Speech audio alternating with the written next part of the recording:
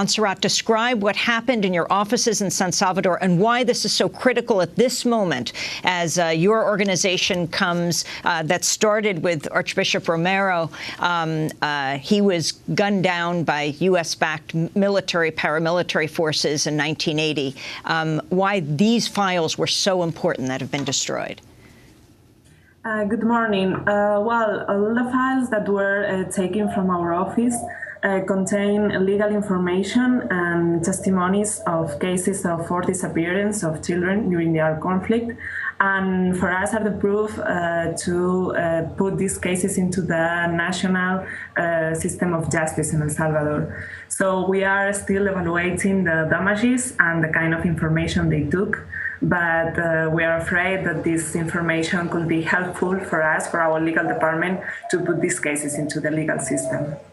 And what has happened in recent months in terms of being able to come to terms with what happened back then that might have prompted people to do this attack? Well, in the last months, there has been some events in El Salvador that are coincidence in the time. And we now we need to know the relation between these events.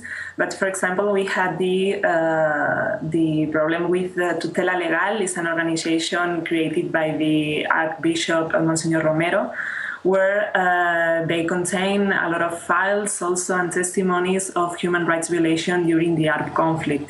And the actual Archbishop of San Salvador decided to shut down that organization and is not allowed to anybody to obtain that information or those files.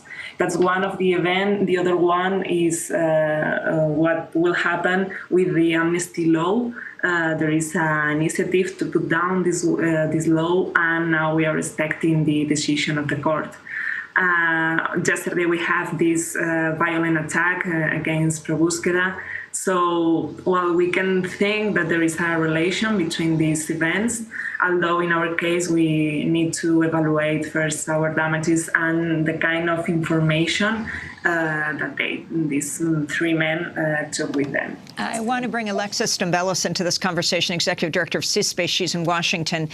Explain the significance of this in terms of trying to find justice in El Salvador for the thousands of people who were killed during the 1980s.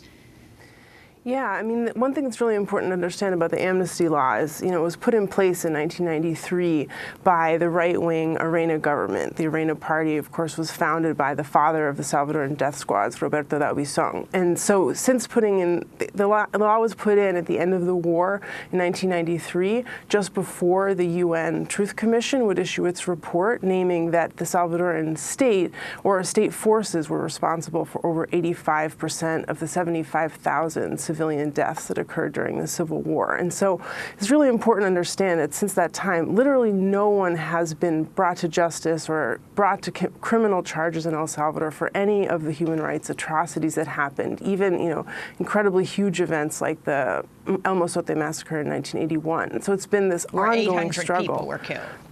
Yes, and, the Inter-American Human Rights Court in Costa Rica last year charged the Salvadoran state with responsibility for those crimes and actually ordered the state not to allow the amnesty law to be an obstacle to that. And so it certainly looks like the, abrupt closure of Tutela Legal, which holds 50,000 records, including 80% of the cases that were used in the UN Truth Commission, that being cut off in terms of access. No one can get in to see if the archives are even safe at this point in time. And now the attack on Pro-Búsqueda, it certainly looks like the right-wing oligarchy, who are the ones that stand to lose, of course, the most if the amnesty law is ever overturned, are, reaching increasingly violent and desperate measures to make sure that that evidence never comes to light.